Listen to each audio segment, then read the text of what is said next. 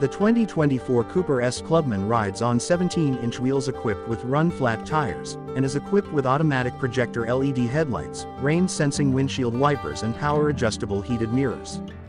The cabin is filled with luxuries like heated front seats, dual-zone automatic air conditioning and push-button ignition. You also get keyless entry. The Mini offers several driver assistance features as standard, such as forward collision warning and rear parking sensors. The Mini Cooper S Clubman is powered by a 2.0-liter turbocharged 4-cylinder engine that produces 189 horsepower. Mini pairs this powerplant with a 7-speed dual-clutch automatic transmission and optional all-wheel drive. In testing a Cooper S Clubman with the previous generation 8-speed automatic transmission sprinted to 60 miles per hour in 6.6 seconds. With all-wheel drive and a 6-speed manual, the car takes 7.3 seconds to reach 60. The Cooper S Clubman gets high marks for its athletic handling.